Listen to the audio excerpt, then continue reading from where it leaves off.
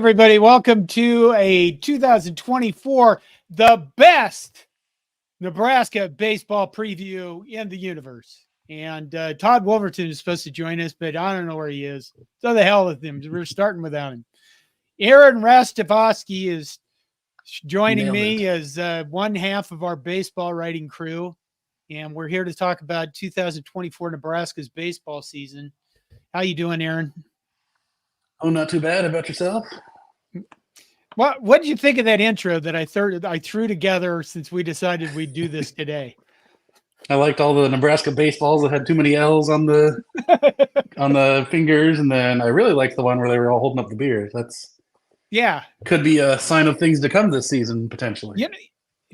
Should we start there? Yeah, why not? Okay. Well, there could be beer at Haymarket Park this year. Yeah, they're talking about having it set up since everything's been going for what? How old's our park? 20 years now with the Lincoln Salt Dogs. They've always had beer, and finally they're looking at potentially having a start as soon as mid-April. We're selling beer at the concession stands, and hopefully, because I went to Purdue last year and they had just like a nice little kind of tent you walked in and just a whole bunch of coolers. Grab whatever you want out of there, boop the guy with your phone, and you're gone.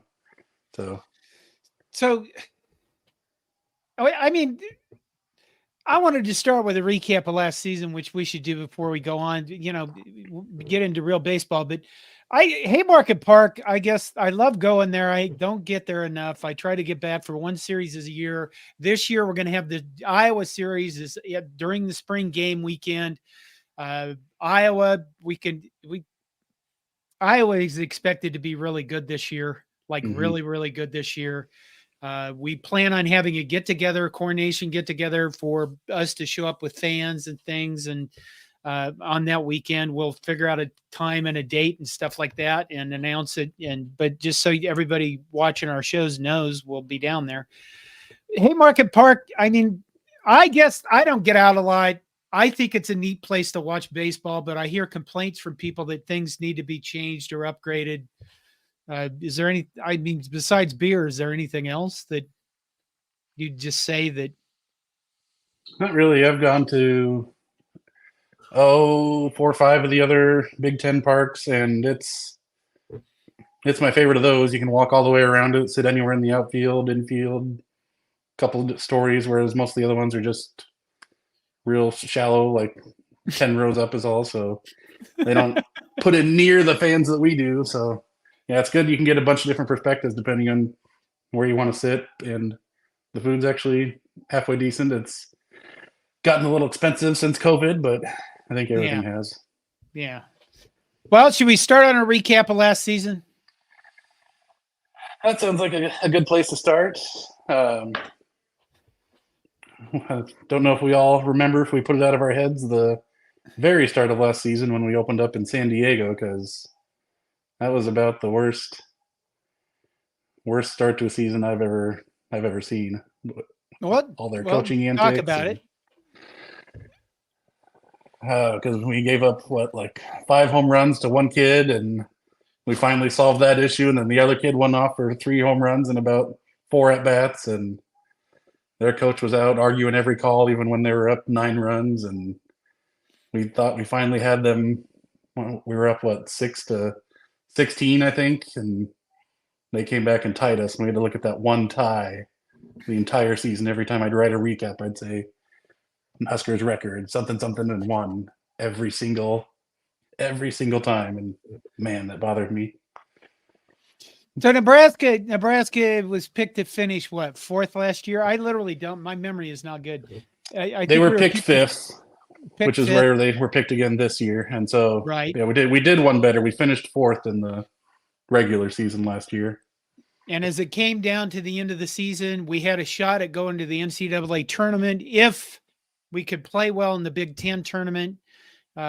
Max Anderson and Bryce Matthews, between them, hit 97 home runs, which was, it was damned fun. That's what it was. It was a crap ton of fun.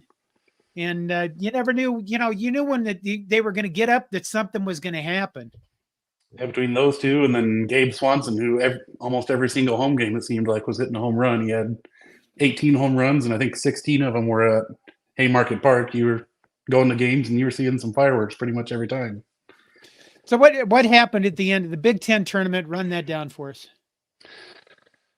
So we lost the first game. I forget exactly who it was to. So we would have been 4. So it would have been Rutgers was the 5. We beat Rutgers, went on, played Maryland. Maryland beat us on that epic walk off of Shanneman after he ran into the bullpen. And then we had Will Walsh had the game of his life. I can't remember if it was a complete game or real close to it, that beat Michigan State, kept us in it. And then we went against Maryland and just couldn't. They rolled their ace out at us, who had been kind of struggling up until they faced us in the regular season. And then he just turned it on the rest of the season. So they put him out against us again, and we just couldn't do anything against him. So this year we come in and we have replaced. We have kind of we have the lineup change in the coaching staff. Jeff Christie is out. Rob Childress is in, and he is the pitching coach. Yeah. Correct? So yeah, Childress did slide over. He is the pitching coach because Christie just didn't seem to be developing guys. At the end of the season, we were basically going with Emmett Olson and Kaminska. And then whenever they didn't work, we'd try Walsh or someone else for Sunday, and then hope Shanneman could pitch like 17 innings a weekend, and just cross our fingers from there on that those basically 3.5 guys would get us victories. And it worked a little bit, but it's not going to get you very far, especially in a tournament setting. Well, let's see. So what do you think of the Rod Childress promotion?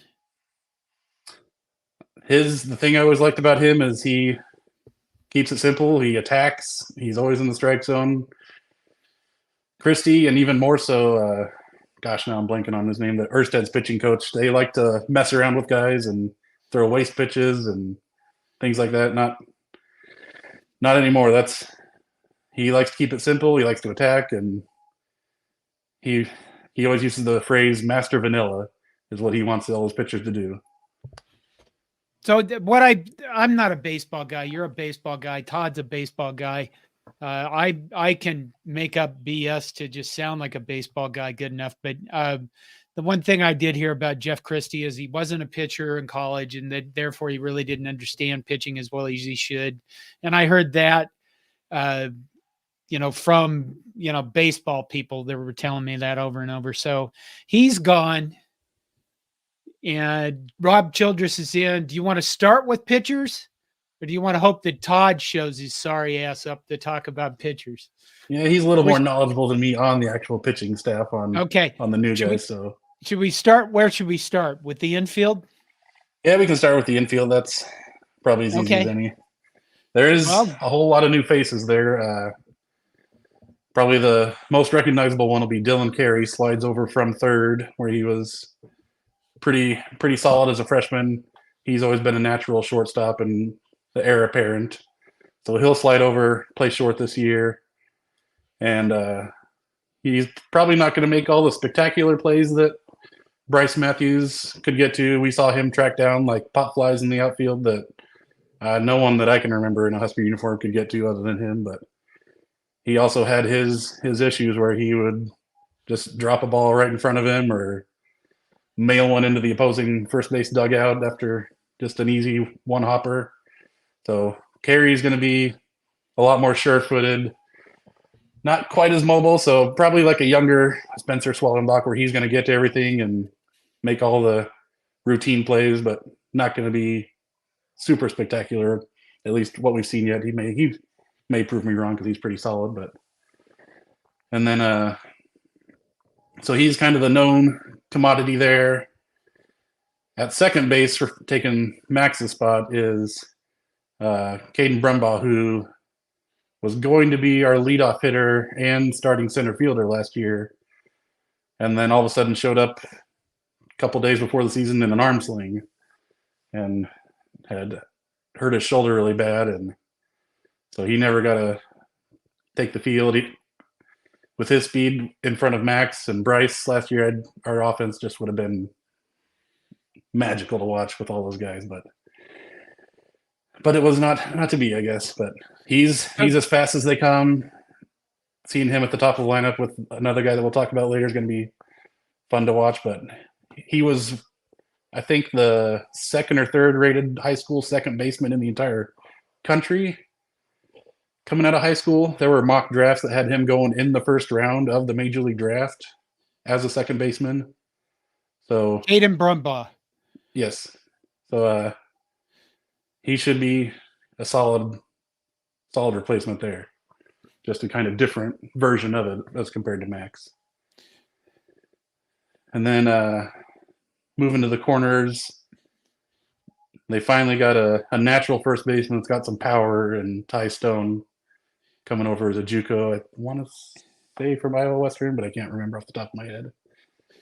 But he's got power. He's got swagger. We're going to see bat flips. We're going to see balls being launched.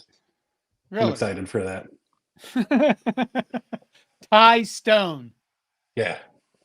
Big guy, number 55, like a good big guy number. He's going to be fun to watch. But and then as far as the other third base, that's kind of up in the air. They brought in a JUCO shortstop who is probably going to get the first looks there. And his last name is escaping me, so I'm looking him up here. Dylan Huft. And so he's going to get the first look there. He's played there in fall ball with the starters and looked real solid.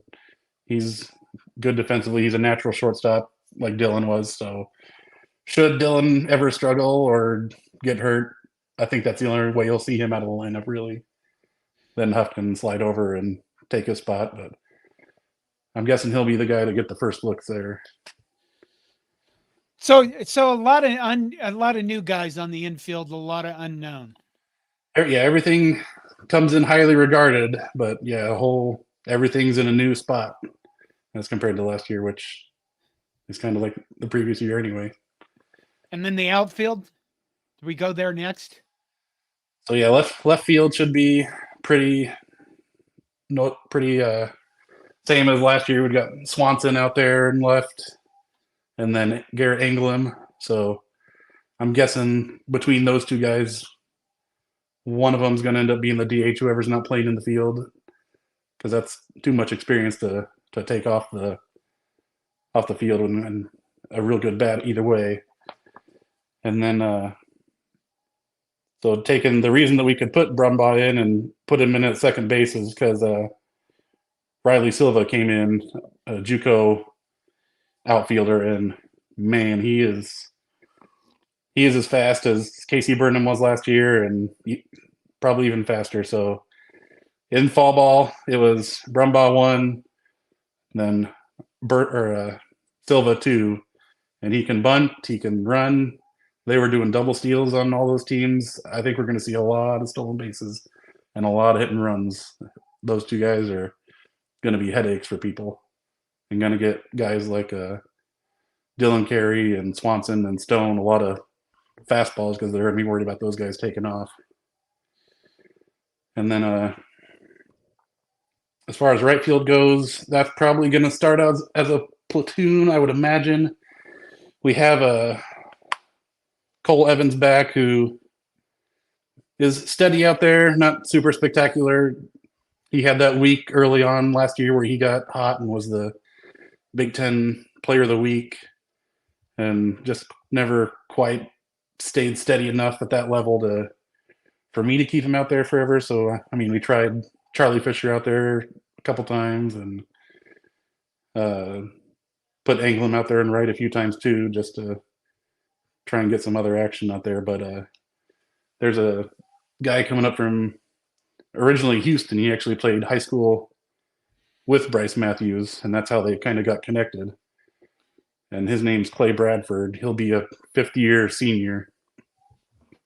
And he hurt his shoulder really bad his senior year in high school, and so never got the D1 offers that he was hoping to get, and so was down at D2. And it was bad enough, kind of like Schwellenbach where he couldn't throw at all really the first couple years.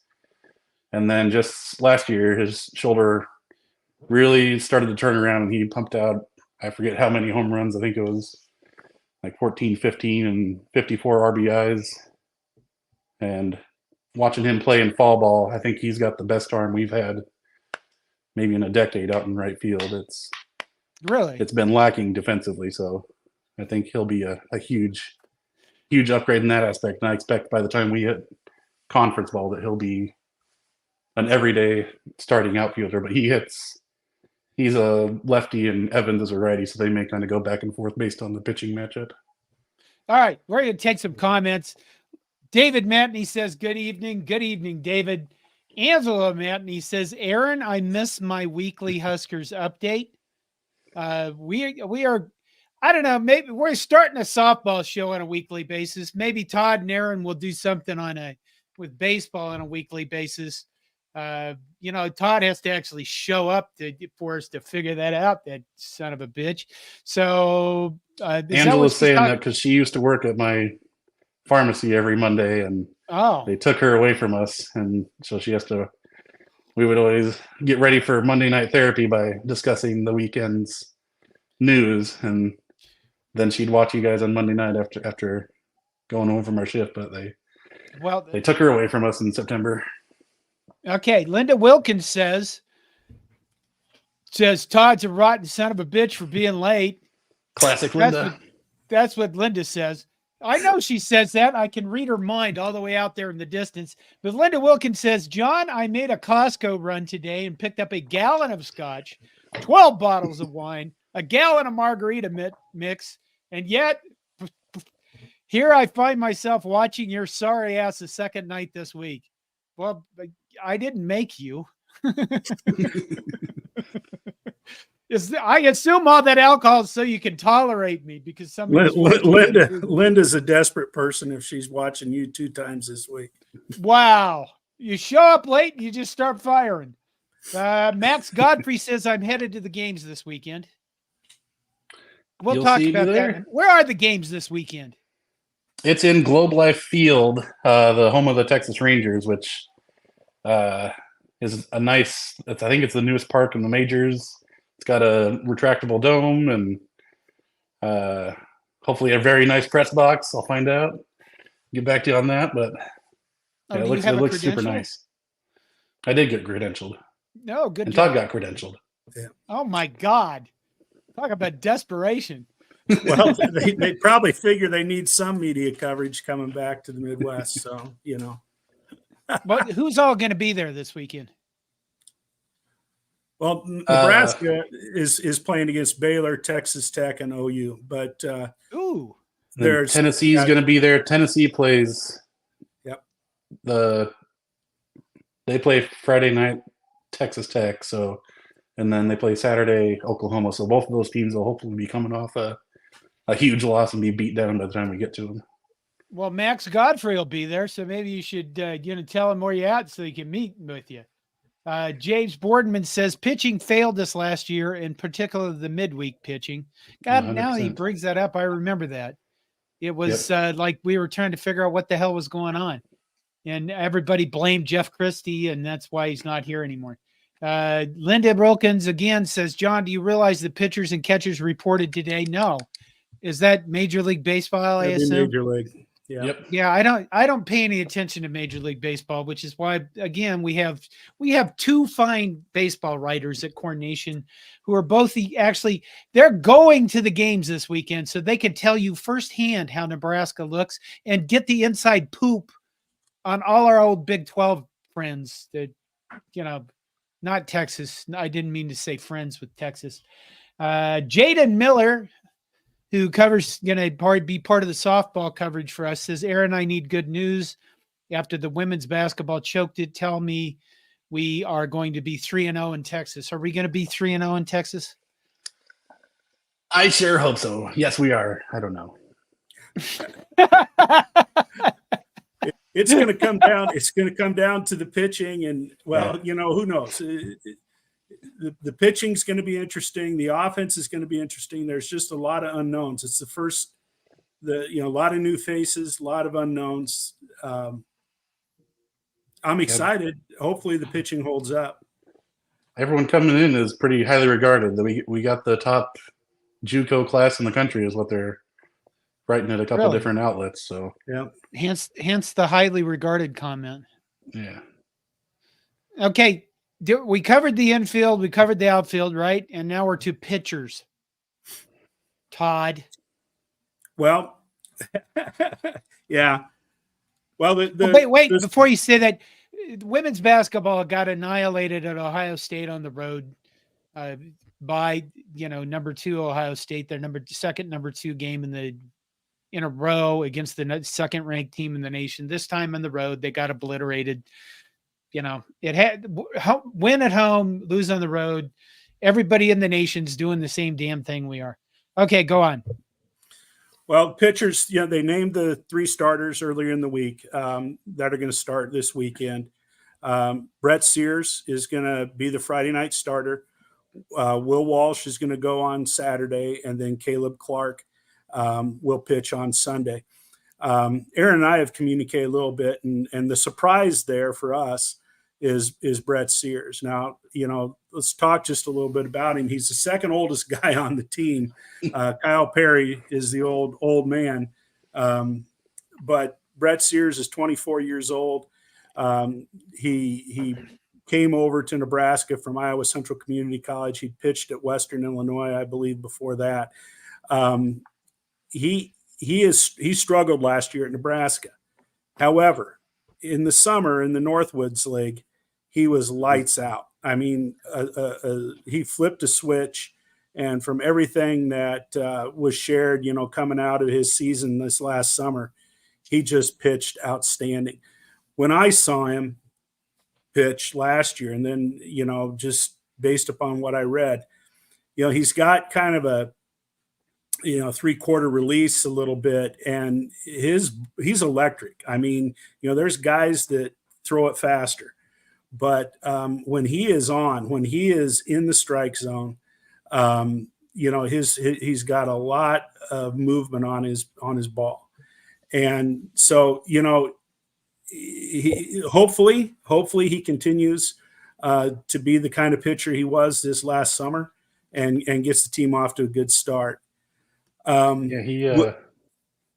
He definitely didn't live up to the billing last year, but yeah, I watched, because ESPN Plus has the North Leagues on there where you can watch them on their platform, and I had to go take my non-existent glasses and look and see. I was like, is that really him? Because yeah, he was mowing guys down there for a couple of games that I watched.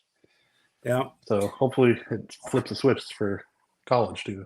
Yeah, I certainly hope so too. And then Will Walsh, who he was arguably the best pitcher Nebraska had at the end of the season last year. He pitched that complete game 4-hitter against Michigan State in the Big Ten tournament.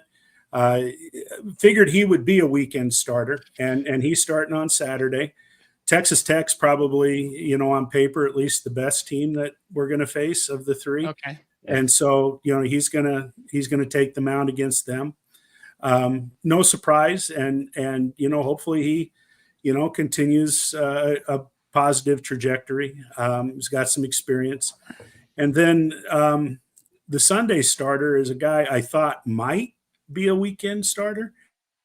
I'm not surprised they've got him, because he's got a lot of upside too, and that's Caleb Clark. He's a sophomore from Canada. They trotted him out last year as a true freshman and put him in the weekend rotation right off the bat. And, the kid's got stuff, and he's a lefty, and he's exciting. But last year, it was confidence, I'm sure. I think confidence played a lot into it, and consistency, lack thereof. And, he just could not consistently challenge hitters in the strike zone. And so, they pulled him, I think, after 3 starts from the weekend rotation. And he really never clicked last year. In the fall, boy, he looked good. I mean, he looked good in the fall. So, if he, gets, if he's over those, freshman butterflies, so to speak, he could be an exciting pitcher too. The other guy that we thought, or at least I thought, would be starting this week because he's been kind of a spokesman for the team is Drew Christo. Right. And, I've heard different bits and pieces. I've heard maybe he's got a little issue with his forearm. That might be something. But I've also heard, with Coach Childress, if you're not going to pound the strike zone, if you're not going to pitch in the strike zone and, pitch away from bats, you're not going to have top billing with Coach Childress. And, Drew Christo apparently had an excellent summer last year too. He really flipped a switch as well. But, maybe we'll see Drew Christo, the following weekend down in Arizona. So those are the guys that are starting. What I heard this morning, I heard an interesting conversation that Lance Harvell had. He was asked the question about, do any pitchers stand out with some really nasty stuff as you just kind of sit back and watch? And he says, really this pitching staff's built on the back end. And he mentioned Casey, I'm going to say his name wrong probably, Casey Deas or Dees. And I was trying to look it up so I get it right. He's a transfer that's coming in from Poco Hernandez, something, a JUCO in Florida. And they say that guy is just nasty. They say that he's wicked with his fastball. He says it moves, his fastball is going to break in on right-handers and his slider is going to break away from him. And, the prediction from Harvell is that he will baffle hitters just with his stuff. He's also the guy in fall ball that it was noticeable. Guys could not pick up his stuff. Yeah. He must have the same arm slot for everything. And man, you could just see that ball just go straight down right when it got to the zone, his curve. I think that's going to be the biggest weapon we had with Shanneman's slider going. I think you're absolutely right. I agree with that, Aaron. He also mentioned the kid that's transferring from Brown, and I'm blank on the name. I should have had that roster in front of me. He's gonna be a short relief guy, but Bobby Olson from Brown. Bobby Olson. Yep. And there are some people that are saying, he might be the biggest surprise of the season. I mean, he might be the one that of the new faces, the one that's going to make his mark. He's got a curveball that breaks from 12 to 6 o'clock, and they said he is just a nasty pitcher. And then the other one that was mentioned that'll be on the back end is the kid transferring in from Tulane, the Clevenger kid, another kid that has wicked stuff that you're probably going to see as a late inning guy. So there's kind of your starters. Nebraska, Shea Shanneman did a nice job, but Shea Shanneman was not, your stereotypical closer. It's been a while since Nebraska had, that closer that you roll out there that, is an intimidator that, can set them up and knock them down. And it sounds like they've added that to their staff. So, starters, relievers, and then you got a whole bunch of guys that are going to pitch in the middle. Do you want me to throw names at you and you can respond to them? Well, hold on just a minute. I think something else that's got to be important too is that, one of the things that kept Nebraska out of the tournament last year was they were 6-6 in midweek games. Mm-hmm. And so the coaching staff purposefully has tried to build depth so that they've got better starting pitchers in the midweek games. And I think you're going to see Jalen Worthy in there. I think you're going to see some of the freshmen get a shot in there. The Hara Hill kid may get a chance in there. The Horn kid, who apparently throws really hard. They think he's going to be. They got to put some size and strength on him a little bit. But there's a lot of those kind of guys. Aaron, who am I leaving out that probably needs a little bit of attention here from us tonight? Trey Fromm.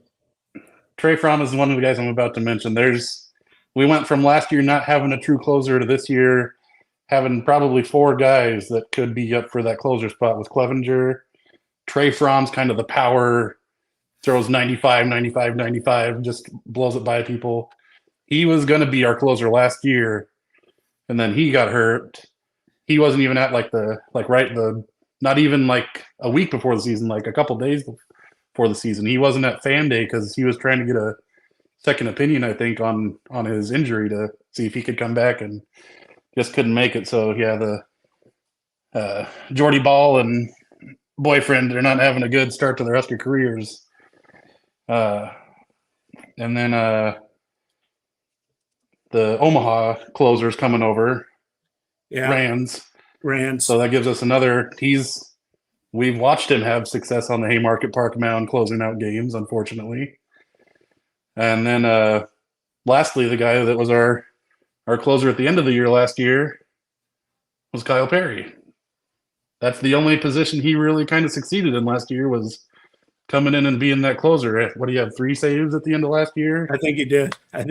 So yeah, we've got 4 guys that could potentially be what we were really lacking last year. Throw out another name out here, John. Let's go. Noah Madsen. Probably a kid that is going to take another year to see a whole lot of time. Mason McConaughey. All right. He's a guy that they thought would be in potentially the starting weekend rotation, but he didn't look great his first outing, kind of in fall ball, kind of rebounded a little bit in his second, but they see good stuff from him. I don't know if you got any more on him. He's a transfer that's coming in, and I think you're probably going to see him get a shot with midweek games, and he could very easily be one of those guys that comes in if they need a guy, in the 3rd, 4th, 5th inning. He could easily be one of those kind of guys. Mm-hmm. Tucker Timmerman. Well, he's the one I was kind of holding back on a little bit. This kid's a freshman from Beatrice, and he looks like a linebacker. 6'3", 225. He might be the best athlete on the team. Yeah, and I actually bumped into somebody that knows the kid when I was out in Grand Island a couple weeks ago, and I said, "Well, is he as athletic as everybody says he is?" And they said, "Without a doubt. I mean, this kid is the real deal. I mean, he was all state in 3 different sports. Mm-hmm. So he's an all-around type of an athlete. I saw him pitch in the fall, and the kid's throwing 93, 94 miles an hour, coming right out of coming right out of high school, and he's got the look of a guy that's going to stand down there and stare you down and just blow the ball by you.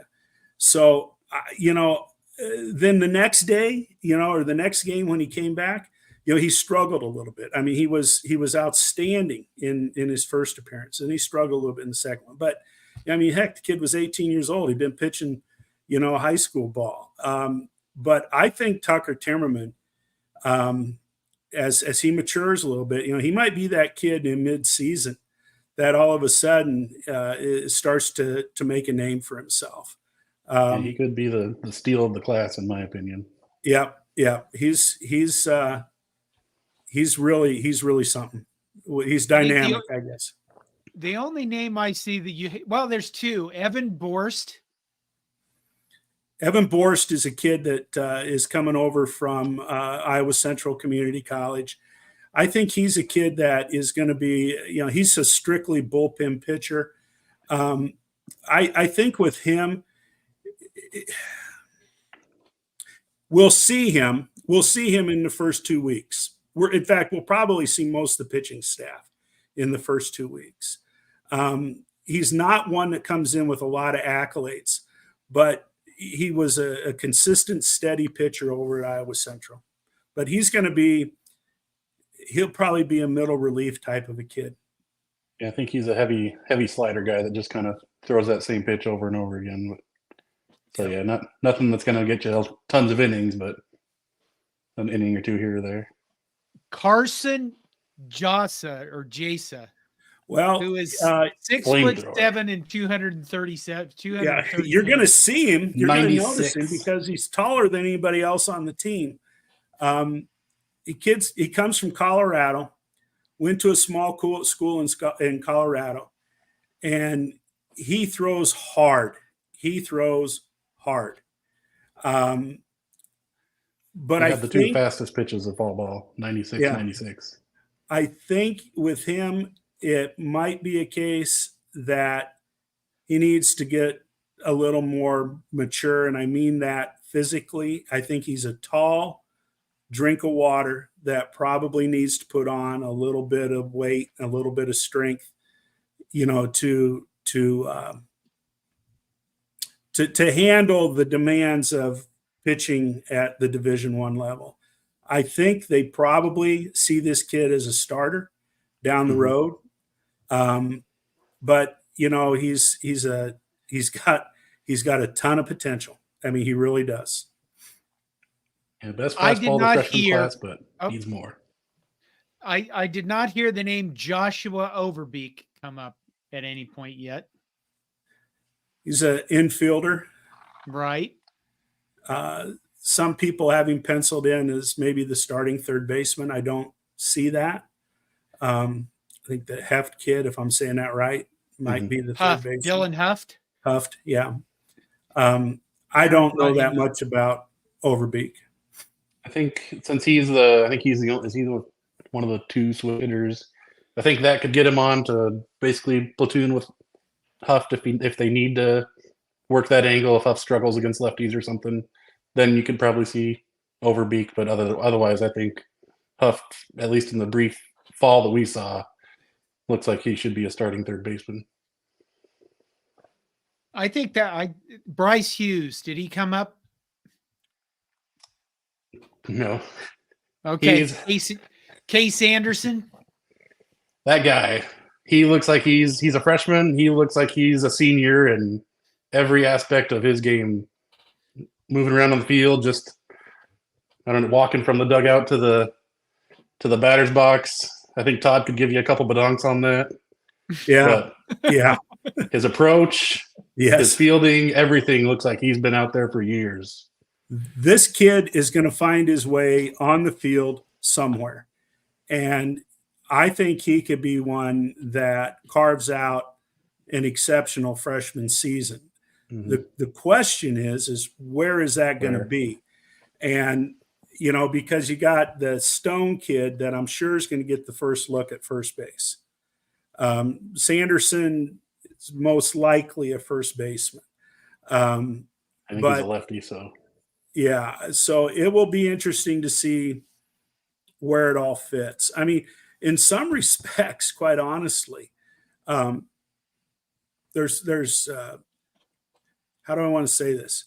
It's incredibly important to have depth, but some places were too deep, if that makes any sense, because where are you going to put these guys? Who knows? And I don't know. I can't say this about everyone, but I kind of have a bias for the guys that I know, the guys that you watch and you've seen play. I got to believe that Gabe Swanson, is going to be out there playing. I mean, he leading home run hitter. Garrett Anglem, I got to believe that he's going to be out there playing. But you know what? Maybe some of these guys coming in are better than them. And so, it's kind of, I'll believe it when I see it. But everything I've heard about this Sanderson kid is he will find a place to play. I mean, he's that good. I mean, here's one of the things that has me a little bit excited, but also confused. Right now, Josh Caron is the starting catcher. But then you got Ben Columbus. And last year, Ben Columbus found his way into there were times when Caron caught all 3 games on a weekend. Yep. And I kept worrying about, gee, many Christmas, save this kid a little bit. But, Columbus found his way into the lineup, either playing first base or DH. Well, I'm not sure that Columbus is going to find his way into the lineup DHing and playing first base. I don't think that's going to happen. Yeah, I And, agree.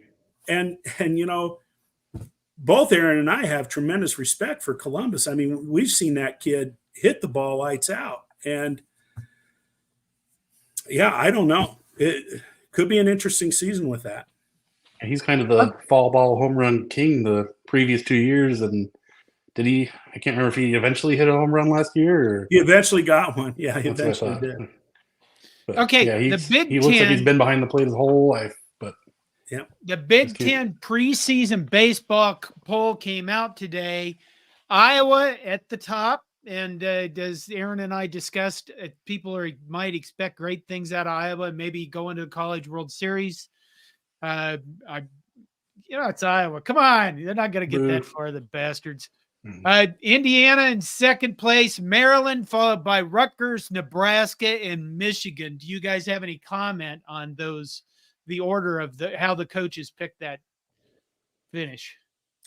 I'm comfortable with that. I kind of think based upon, what we saw last year and what people know are coming back, probably lines up. I don't know about Maryland and Rutgers. I certainly, I'm not surprised they're ranking Iowa number one, based upon the pitching. Now, yeah, Iowa's got the top level talent and deepest pitching staff. yep. Indiana's got that group of guys that are turning juniors now, that they were the top class in the Big Ten and one of the top in the country when they came on board a couple of years ago. And then Maryland, they lost a lot. They lost their top 3 hitters, at least 2 of their 3 starters, and the closer. So they've got that. I think the center fielder is their best returning kid, but that's a lot to replace. So Yeah. I think they've got talent, but yeah, they're not going to be the top this year. And then the next 3, Rutgers, Michigan, Nebraska, you can they all replaced a lot, but with some pretty good talent too. So Right. it's Right. kind of they were in that spot last year, both in the preseason and at the end of the season. It's the same 6 teams, so why not just stick with that? Because the coaches seem to be able to bring in new guys and plug them right in and get in that top 6 each year. So I think that's why they're up there. All right, let's look at some comments real quick.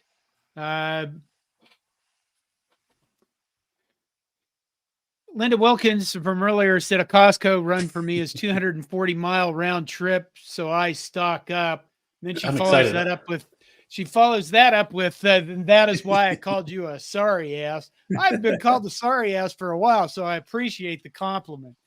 I'll have a Costco 0.3 miles from my house by the end of the year. Really? It's gonna be great. Max Godfrey comments on this weekend. It says we should be good against Oklahoma and Baylor. They lost a bunch of dudes. Tech is going to be a challenge. David Matney asked, does college baseball adopted the pitch clock like Major League Baseball? Yeah, they have a pitch clock. And they don't And let they you do that follow it? fake throw thing anymore. You get 1. Yeah. Never mind me says it would be nice if we had a decent baseball team this year. Yeah. And I think we will. I think they're going to be fine. But tell me that last year's team, now that we're talking about baseball, it's starting to come back into my foggy mind. They were maddening, weren't they? Yeah. I mean, the definitely. midweek games that we should have won, and then they'd lose the midweek games, and you go, what? Yeah, the We're Summit not- League, are I we gonna forget do what their that this record year? was against us. What was it? What's like? that? The Summit League was like 7-1 or 7-2 against us. Right. Right. Are we going to see that again this year? I hope not. I think that's the whole reason we've got Childress in that spot instead of Christie. Christie was not developing those young guys to Will Bolt's or my standards. And I know Linda, that they've beefed up their schedule a little bit too with the midweek games. We're playing a little more against the Kansas States, Kansas, and Wichita's, and Yeah, we're not bringing the Dakota schools in quite as much. That's what cost us at the end of last year was maybe 1 or 2 more games against top talent, and we could have been in the NCAAs. So that's why they beefed that up. Linda Wilkins says that, John, I know this is a softball question, but is Jordy out for the season? Yes, Jordy is out for the season with an ACL issue for knee. I I know that somebody else in the comments answered this question for Linda, but I'm going to bring this up for one reason. Jordy Ball, the athletic department announced that she was out for the season, and you'd swear to God she died.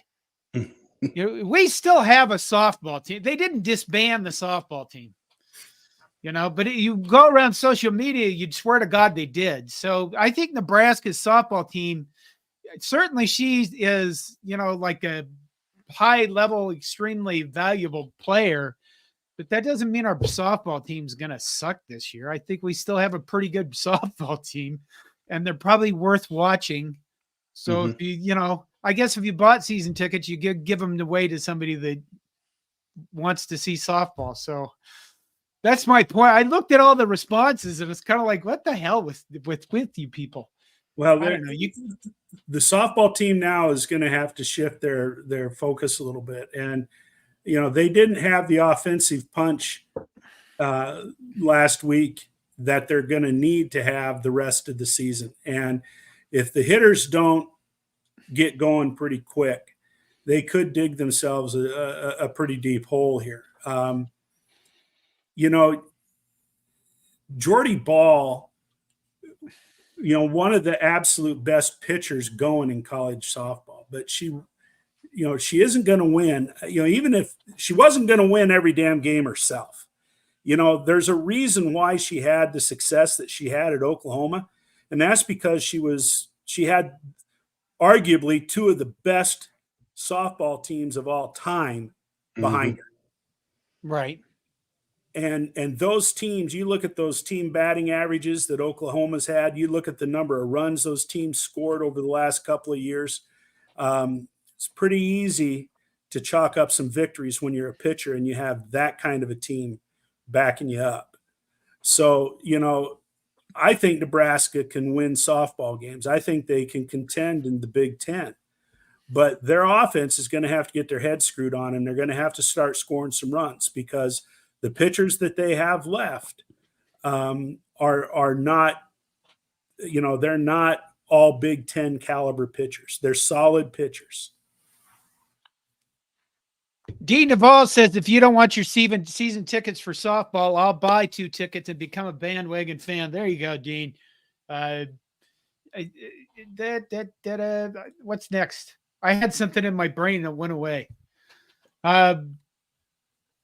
Okay, the season. Have you guys looked at the season? I mean, the schedule. Yes. Okay. Yeah. Yes. So we got Baylor, Texas Tech, and Oklahoma coming up this weekend. Yep. Then they go to Arizona. Is there any chance this weekend we're going to hear my favorite phrase on opening weekend? Fire the pitching coach? Yeah.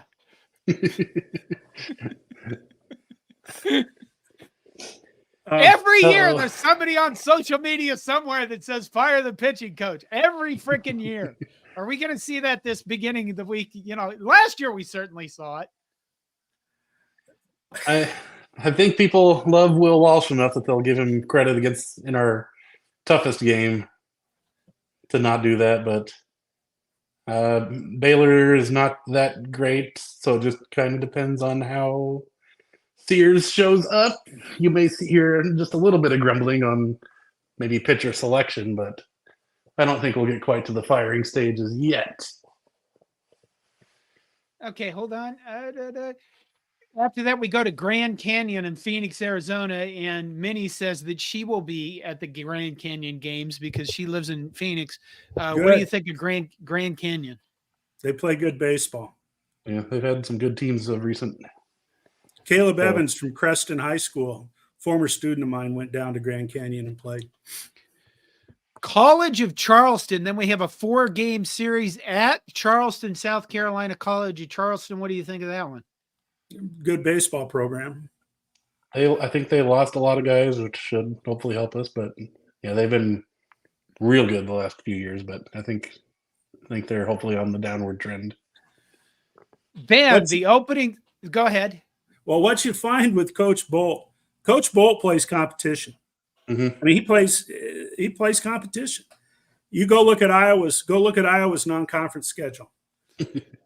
Now Somebody remarked that they beefed it up this year. Oh, whoopee, they're going to go down and play Ole Miss at Ole Miss.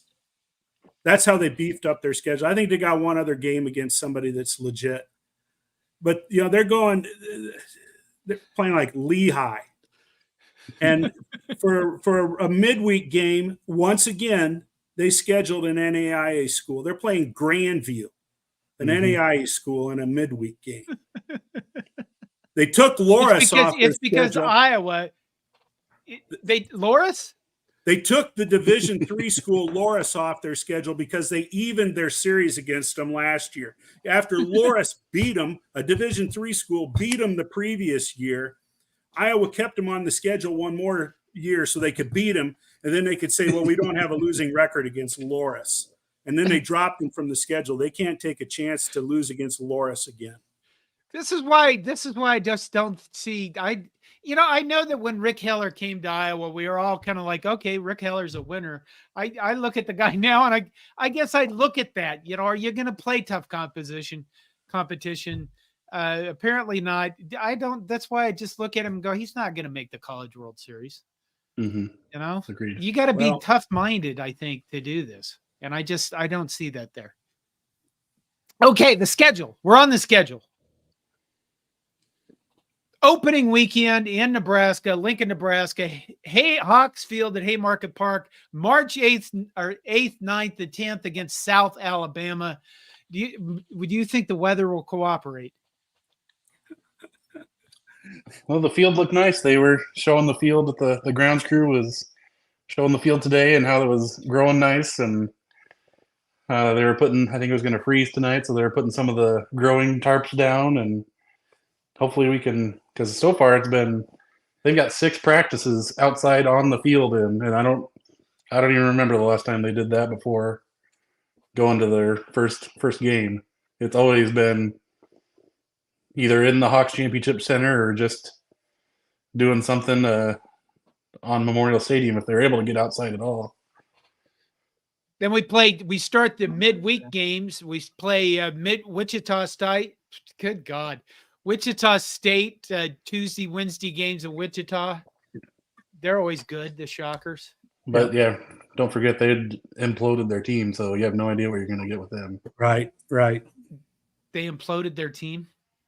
Remember they had that guy that they didn't hire their interim coach, and their whole team revolted. And we'll probably be facing one of those guys that we were trying to get super bad that went down to Oklahoma as their top freshman recruit last year. So we were trying hard to sway him to come to Lincoln. But the following weekend, we are back in Lincoln with a 3-game series against Nichols. Played them last year. I think sweeping them was about the most disappointing result last year. We really should have swept them, and that could have got our mindset right, I think, going into the Big Ten, but that just didn't sit well. March 19th, the Tuesday, begins our series with Omaha in Lincoln. And last year, I think they won that series, didn't they? We lost the series to Omaha. We lost the series to Creighton last year. Well, I hadn't gotten to Creighton yet. I was going to, soften the blow there, Todd, for people like me that have it's the reality. That has to turn around. Nebraska cannot be the third. They can't finish third in the state of Nebraska. We kind of pulled an Iowa on them and told them, we're only playing you 1 game this year instead of 3, and we're not going to your place. So is that what we did? Yeah, to get the better teams on our schedule, we told Omaha that we can't play them 3 games anymore. And what do you know? Here's the 1 games at Haymarket. Here's another team I think beat us last year was North Dakota State is next. Yep. Right? So it's a chance to get some of this madness worked out of us. The following weekend is another home series against New Mexico State. And if I remember New Mexico State, they like to bang the ball. Yes, no, long ball. New Mexico State. That's New the one team Mexico that I don't know State's about. typically a pretty good team. Kansas State at Manhattan for the midweek game. And then we get a series to start the Big Ten conference play against Northwestern. Does Northwestern actually have a baseball team this season? Well, it sounds like they're going to start the season with one. What a And an what a intact disaster! coaching staff. So far. What And a fully intact disaster. coaching staff. I was shocked that they held on to that coach as long as they did without firing him. But, you know, Northwestern's kind of goofy. Then we got April 2nd at Creighton. Another game we need to win. Then the next series against Ohio State in Lincoln. Midweek game against Kansas. What the hell? Ohio State is not good at baseball anymore. Well, they haven't been good the last couple of years, but yeah, they changed coach I think it was last year, and they got Texas's pitching coach and lead recruiter. So I would expect them to be coming up fairly quickly here, unfortunately. Midweek game at Kansas, and then we go to Rutgers, who has been a pain in our ass now for 3 years in a row? Yeah, we have not. As long as you're not going to that series, we have a chance. I'm not going to Rutgers. And then we have another midweek against Creighton, and then we get to play Maryland at home, which is good. It's much better to play Maryland at home than play them on the road. Show them what a real ballpark looks like. And then another game at Kansas. Wait a minute. Was Maryland the one that had the high school ball, the little shorty ballpark? Yeah, the turtle. Everybody's like, oh, they hit a lot of home runs and it's a little tiny park. Yep. Okay. And then there's the big series right around the spring game, which I've said earlier, we're going to have a gathering. Nebraska faces Iowa in Lincoln at Haymarket Park. Potentially with beer. Boy, howdy. That should be a fun series. Yeah, it should. The last year they swept us, if I remember right. Yeah, it wasn't even close. It wasn't? None of them. Okay. I'm trying to erase this. Then we got another game with Creighton, another game with Kansas State, and then we come to Minnesota May 3rd, 4th, and 5th. I should get to these games. And then we midweek game against South Dakota State. That's last time we'll see Coach Anderson, isn't it? Isn't he calling it quits this year? It up this year. Is he really? Yeah. You know, that guy's coached more years than most of my staff has been alive. It'll be the first time since 1962 that he won't be somewhere in that ball team. Yeah. Then it's series against Indiana and Lincoln. And then we finish up the season with Michigan State. So what do you guys think about? I mean, go back to the preseason poll, look at this schedule. I know you both want to say, we don't know because there's a lot of newcomers. Come on, make some bold predictions, you bastards. The good thing about this schedule is the teams that were at the top of that, they're all coming to Lincoln. So that bodes well for us in at least that aspect. So fingers crossed. Yeah. I ignore my cameras on this thing. I think the schedule sets up pretty good for Nebraska. I'll tell you what, you mentioned the Iowa series. If both teams are playing really well, I would hope that series kind of takes on the atmosphere of when Texas used to come to town. Yeah. It would be outstanding to pack that ballpark and see some of that exciting kind of baseball that teams played back when Augie would bring the boys to town. You know what the difference is? Especially with beer. The difference is that Texas had shitloads of fans, and Iowa baseball. Do many people even follow Iowa baseball? They will travel if they're winning. Mm-hmm. Okay. Yeah, they'll come. So they come to Omaha for the Saturday game. Yeah, that's about it. Do we have insults we could yell at?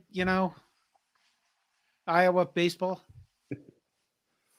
like soggy burrito. Not recently. Okay, we don't really. I've forgotten all of them. It's been so long. Okay.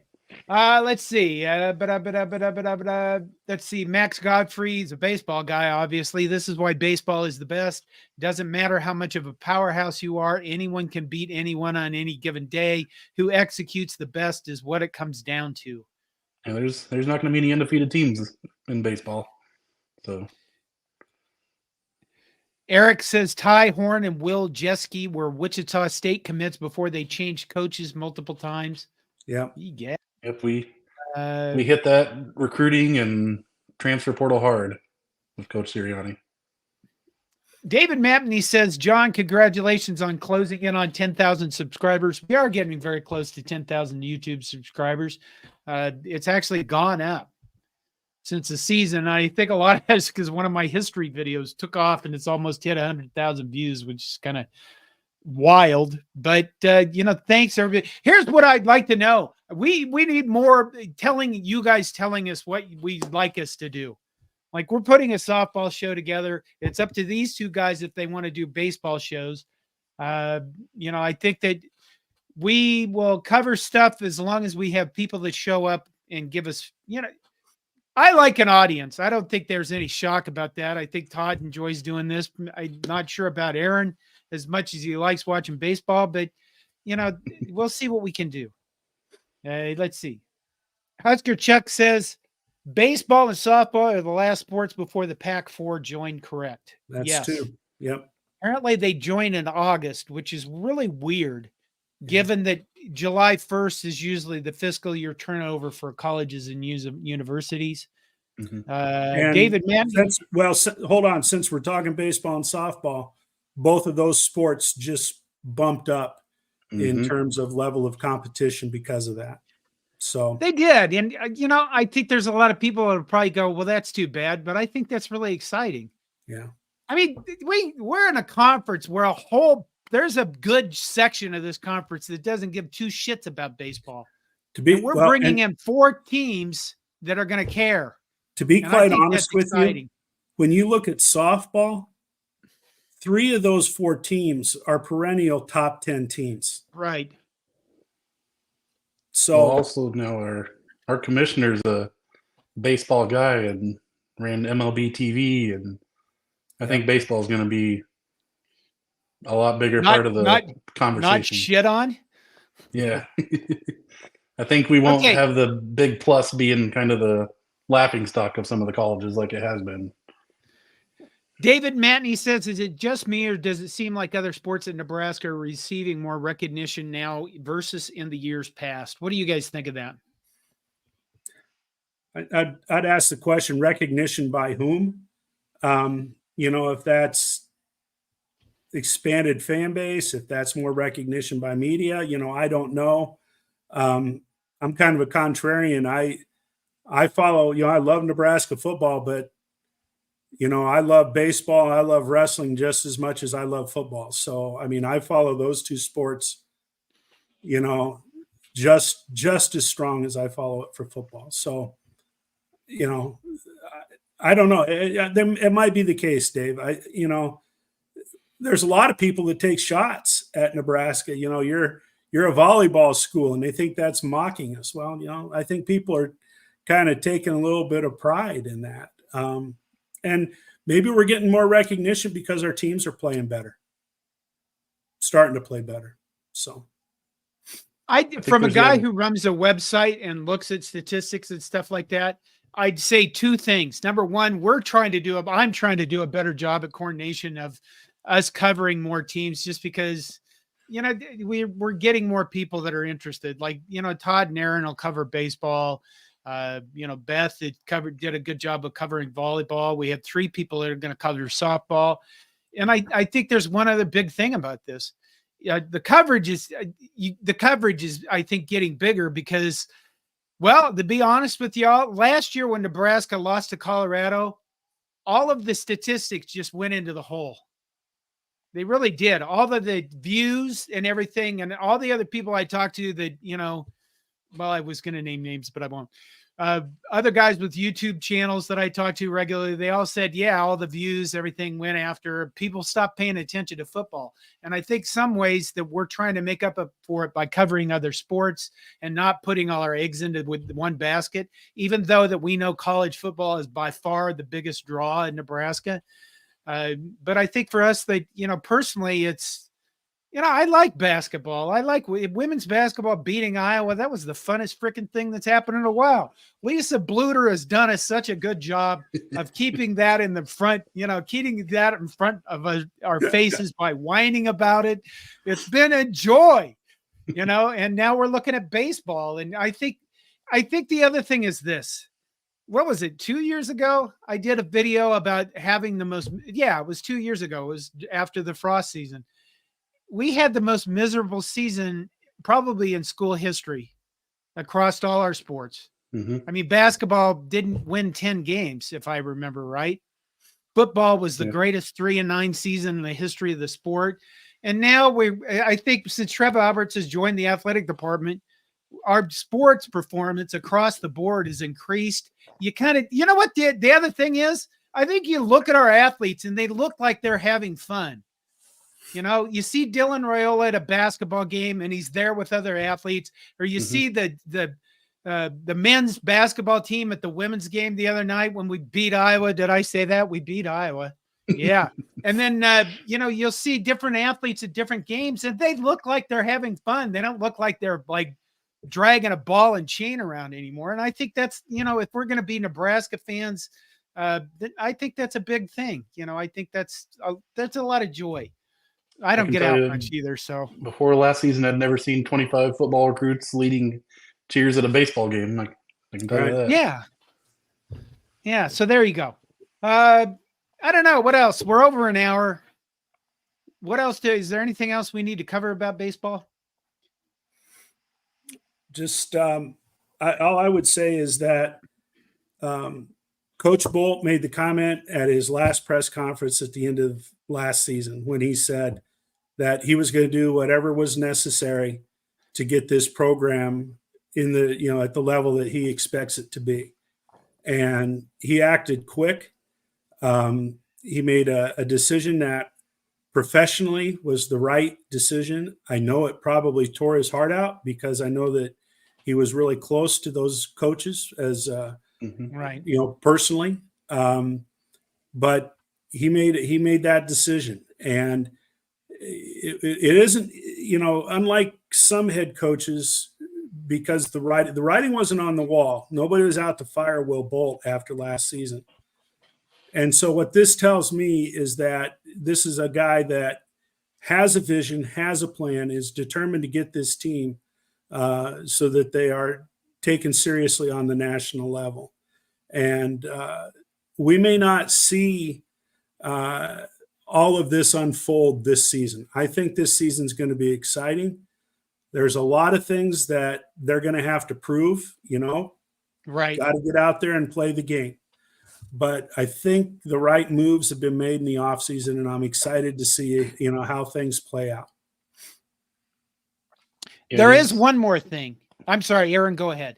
I was just going to say he's done a great job learning from each season as a whole, going back, looking at it, seeing what his overarching theme needs to be for bringing in new players. Like after we won the championship, he thought he could keep doing it the way he's done it because we just won a championship.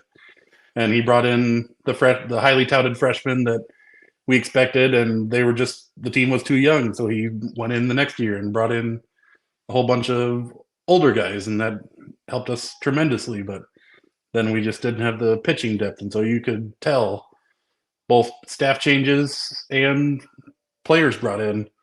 Pitching depth that's what's going to win us games in the midseason or the midweeks. And at the end of games, he knows we can't find a Shea Shaneman out there to trot out for all 3 games of a weekend and then pull him back for a midweek game. And he made that was his theme for the whole offseason, was getting that pitching staff deeper and better. And from what I can tell going into the season, it sure looks like he's moving in that right direction this time again. They have a gob of guys, excuse me. I think there's only one thing left, and that is how do people access Husker baseball? I mean, if they're going to follow the games this weekend, do we know? Yeah, the games will be broadcast live on the Husker network on the radio. And then Flow Baseball is the sponsor of this whole I think it's like a 3-week long thing. This is the first week of the college baseball at Globe Life Field, and so Globe baseball, I think it's like $30 for a month, but they do have pretty good coverage. And I had it for the first month last year because I think we had a few games on there, but they're the place to watch any of these games because they have the exclusive rights. Highlander Gun says that's not it.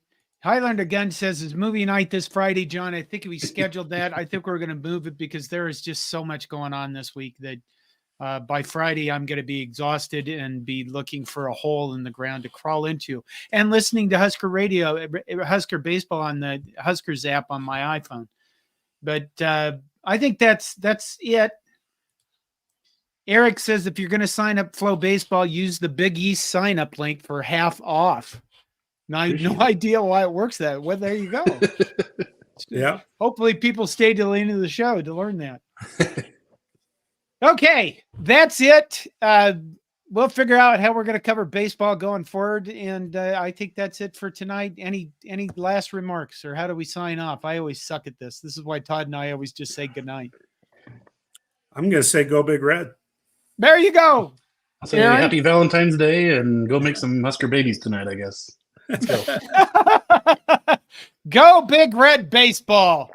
Thank you for the support and have a good night.